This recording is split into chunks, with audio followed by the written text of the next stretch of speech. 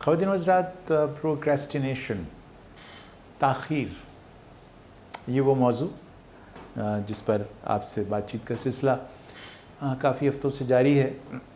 और मेरे एक बहुत अज़ीज़ प्यारे दोस्त हैं मकसूद साहब, उन्होंने मुझे टेलीफ़ोन करके कहा कि ये एक ऐसा मौजू था जिसके बारे में बहुत सारे लोग कंफ्यूज थे, तो उन्हें कुछ निस्बतन आपकी बात से समझ आना शुरू हुआ कि ख़ुद उनके ख़्याल में कि कम से कम उनको ये तो समझ आ गई और उससे उनको कोई अच्छी फीलिंग भी हुई कि ताख़ीर होना या प्रोक्रेस्टिनेट करना या इसको कंफ्यूज करना लेज़ीनेस के साथ, जो उनकी बेगम का ख़्याल था कि वो बहुत लेज़ी हैं, तो उन्हें ये तो पता चला इन वीडियोज़ के हवाले से कि वो लेज़ी नहीं हैं। आपको पता है ना कि लेज़ी जो लफ्ज़ है ये तो मतलब काफ़ी इसके तो कॉनोटेशंस है ना, क्योंकि हमारे यहाँ तो जो लेज़ी लोग होते हैं उनको हड हराम भी कहा जाता है, उनको काहिल भी कहा जाता है। तो उन्होंने कहा कि बहुत शुक्रिया जनाब कि मेरी बेगम को ये तो क्लियर हो कि ना मैं हड हराम हूँ, ना मैं काहिल हूँ और ना मैं लेज़ी हूँ। हाँ, मुझे एक मसला है जिसका नाम है प्रोक्रेस्टिनेशन।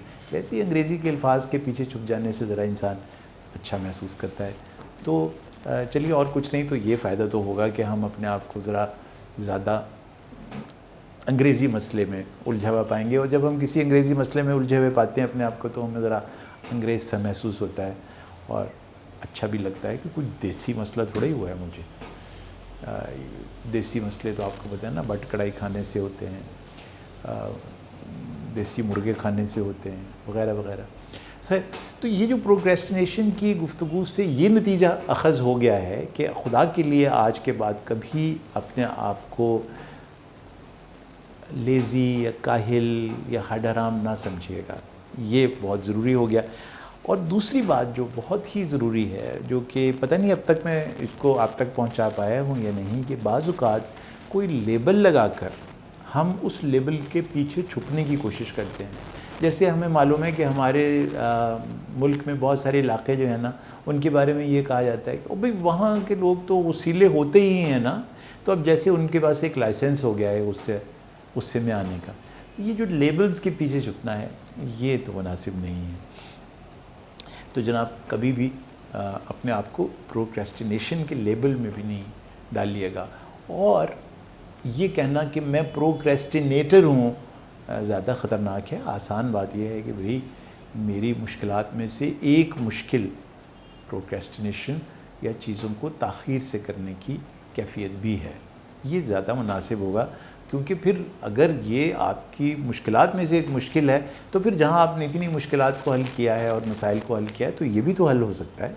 तो इसलिए इसको एक मुश्किल के तौर पर लेना, इसको एक सिम्टम के तौर पर लेना, इसको एक चैलेंज के तौर पर कबूल करना है, वो रवैया होगा जो मैनेज करने के लिए ताख़ीर को और प्रोक्रेस्टिनेशन को बुनियादी रिक्वायरमेंट है। ये समझना कि मैं क्या नहीं हूँ, और ये भी समझना कि मुझे किसी लेवल के पीछे नहीं जाना, बल्कि मुझे समझना है कि ये एक मेरी मुश्किल है। अब अगर मुश्किल है तो फिर उसकी आसानी भी हो सकती है। मैं यहाँ ये भी अर्ज़ करूँगा कि बाज़ औक़ात हम ये लेबल सिर्फ़ अपने लिए इस्तेमाल नहीं करते, अपने घर में अपने बच्चों के लिए भी इस्तेमाल करने लगते हैं। ये बड़ा शर्मीला है, ये तो बहुत ज़हीन है, और ये तो बिल्कुल अपने चचा पे गया है, और ये तो किसी काम का नहीं है। मतलब ये जो लेबल्स होते हैं ये बाज़ औक़ात बच्चों के लिए भी उतने ही काउंटर प्रोडक्टिव और ख़तरनाक होते हैं जितने खुद हमारे लिए, क्योंकि वो बैरियर बन जाते हैं उस मुश्किल को हल करने के लिए। सो चाहे आप बच्चा हो, चाहे आप खुद, प्रोक्रेस्टिनेटर का लेबल नहीं लगाना हमने, ये पहली रिक्वायरमेंट है। मैनेज करने में जो इससे भी ज़्यादा एक ज़रूरी चीज़ है कि वो हम ये तय कर लें कि बहुत चोली दामन का और बहुत गहरा साथ है प्रोक्रेस्टिनेशन और ज़हनी दबाव। प्रोक्रेस्टिनेशन हमेशा उस वक्त बढ़ जाती है जब दबाव बढ़ जाए।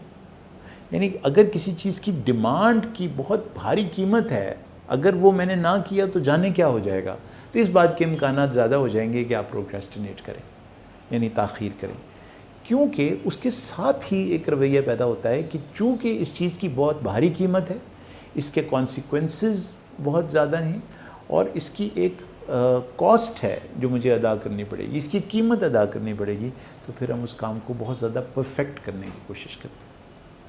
تو یہ سمجھ لیجئے کہ جب آپ پروکریسٹینیشن کرنے لگیں تو پیچھے کہیں دباؤ ایک رول پلے کر رہا ہے، اور دوسری چیز جو رول پلے کر رہی ہے وہ یہ خواہش ہے آپ کی کہ میں اس کام کو پرفیکٹلی کروں۔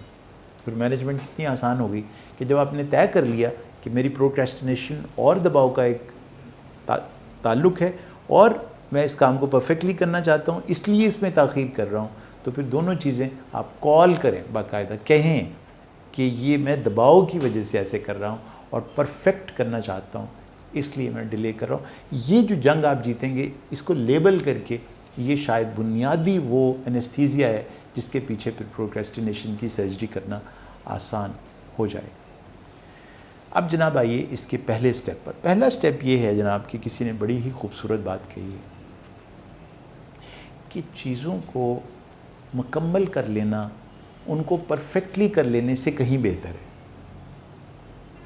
اگر آپ نے کوئی کام کرنا ہے نا، بس اس کو کر ڈالیے، اس کا پرفیکٹ ہونا ضروری نہیں ہے۔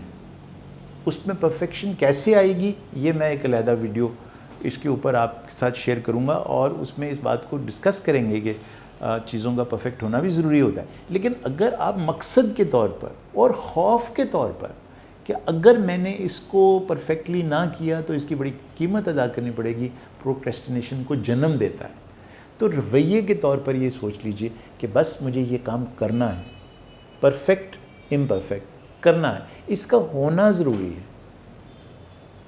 تو وہ جو ہونے کی ایک کیفیت آپ نے طے کر لی، اس سے جیسے ہی ایکویشن میں سے پرفیکشن باہر نکلی تو دباؤ کم ہو جائے گا، اور جیسے ہی دباؤ کم ہوگا تو پھر دو فیکٹرز جو کہ پروکریسٹینیشن کو جنم دے رہے تھے، دونوں آپ کے رستے کے پتھر سے تھے اور وہ ہٹ گئے ہیں، تو آسانی پیدا ہو جائے گی آپ کے لیے پروکریسٹینیشن کو عبور کرنا اور تاخیر کو کم کرنا۔ اگلا سٹیپ وہ ہے جناب تاخیر سے بچنے کے لیے اس بات کا احساس کہ کام کرنے میں اس مخصوص ٹاسک کو آپ نے 3 حصوں میں تقسیم کرنا ہے۔ پہلا، جو اس کام کا سب سے مشکل، سب سے ڈراؤنا حصہ ہے۔ مثلا جیسے پہ آپ ایک مضمون لکھتے ہیں نا، تو اس میں جو اس کی سمری ہوتی ہے، یعنی اس سارے تھاٹ پروسیس کی سمرائزیشن، جہاں آپ ہر ایک چیز کو مکمل طور پر بیان کرنے کی کوشش کرتے ہیں، یا ہم سائنٹیفک پیپرز لکھتے ہیں تو اس میں ایبسٹریکٹ رائٹنگ، کسی بھی کوئی کام کرتے ہوئے اس میں جو آپ کو مشکلات سامنے آئیں، جو چیلنجز سامنے آئیں، ان کا ادراک کرنا بھی بڑا مشکل ہوتا ہے۔ تو ہر کام کا ایک حصہ ایسا ہوتا ہے جو بہت ہی مشکل ہوتا ہے۔ تو یہ دھیان رکھنا کہ یہ جو میں کام کرنے والا ہوں اس کے اندر سب سے مشکل پارٹ کون سا ہے، دوسرا یہ کہ اس میں سب سے آسان کام کون سا ہے، اور تیسرا وہ کام کون سا ہے جس کا اس وقت ہونا ممکن ہے۔ تو جناب سب سے پہلے پروکریسٹینیشن کو اگر آپ نے کانکر کرنا ہے تو شروع کیجئے اس اپوزٹ سے جو ہماری عام روٹین میں سوچ ہے۔ ہم کوئی بھی کام کرنا شروع کرتے ہیں تو ہم اس سے شروع کرتے ہیں جو سب سے آسان حصہ ہوتا ہے۔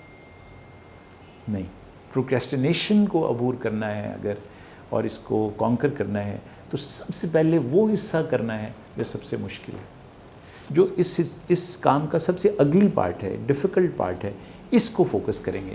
اس کے لیے چونکہ آپ کی بہت زیادہ توجہ چاہیے ہوگی، اور اس کے کرنے سے جو سیٹسفیکشن آپ کو حاصل ہونے والی ہے، جو کامیابی کی کیفیت حاصل ہونے والی ہے، وہ پھر ابھی آپ کو سمجھ آئے گی کہ اس پروسیس میں کتنی اہمیت رکھتی ہے۔ تو جب یہ حصہ کر لیں گے نا جناب، تو وہ پھر جو بعد والے دونوں حصے ہیں بہت آسانی سے ہو جائیں گے آپ کے لیے۔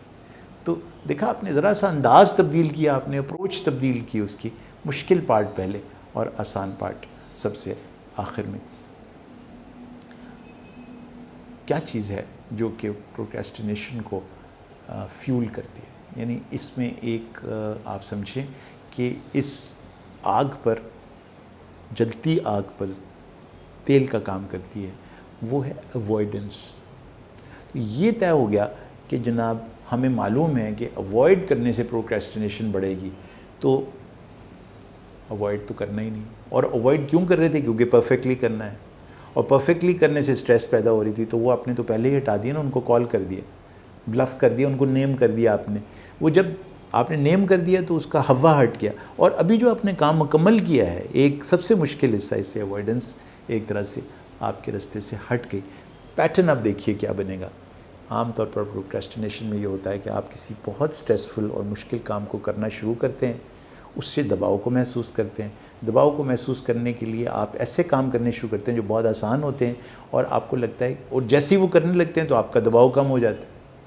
दबाव कम हो जाता है तो आप बड़े रिलीव्ड फील करते हैं, और इस तरह से प्रोक्रेस्टिनेशन का सिलसिला चलता ही रहता है। तो अब आपने उस साइकिल को तोड़ दिया।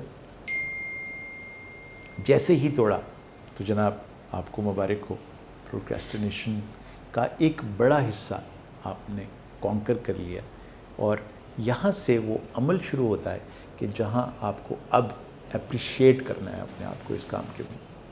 अक्सर प्रोक्रेस्टिनेटर्स के इर्द गिर्द वो लोग होते हैं जो उन्हें प्रोक्रेस्टिनेटर के तौर पर लेबल कर रहे होते हैं, और ढूंढ ढूंढ के उनकी इस हैबिट को लेज़ी और हर डरामी के तौर पर लेबल कर रहे होते हैं। इनके पास नहीं आपने जाना इसकी रिपोर्ट करने के लिए, ऐसे लोगों के पास जाना जो थोड़े से मुस्बत सोचने वाले हों, और जो इस बात पर आपको शाबाश देने वाले हों, जियो आपने ये काम कर लिया। अगर आप नेगेटिव थिंकर के पास और उस लेबल करने वाले शख्स के पास, चाहे वो दफ्तर हो चाहे घर जाएंगे, तो वो इस बात को टोटली इग्नोर कर देगा कि जो आपने मुकम्मल कर लिया। वो कहेगा हाँ ये तो तुमने कर लिया, लेकिन अभी इतना तो रहता है ना। तो ऐसे किसी शख्स के पास जाने की ज़रूरत नहीं है। उसके पास जाना है जो उस छोटी सी कामयाबी पर आपको पैट ऑन द बैक करे, आपको अप्रिशिएट करे, और आपको कोई उसका एक रिवॉर्ड भी दे, चाहे वो मुस्कुराहट ही क्यों ना हो। आपको मालूम है ना, दुनिया में सबसे बड़ा रिवॉर्ड वो अप्रूवल की लुक होती है जो आप उससे हासिल करते हैं जिसे आप पसंद करते हैं, और उस मुस्कुराहट को एंजॉय करते हैं जो उसकी तरफ से आती है जिसे आप पसंद करते हैं। तो उस तक पहुंचना इस काम के मुकम्मल होते ही, जो प्रोक्रेस्टिनेशन की वजह से आपने नहीं किया था, कि जिसे आप पसंद करते हैं, और उसकी मुस्कुराहट, उसका पैट ऑन द बैक एक रिवॉर्ड के तौर पर हासिल करना, ये है वो पहला स्टेप जिससे आप प्रोक्रेस्टिनेशन के तकरीबन 60-70% हिस्से को कॉन्कर कर लेंगे।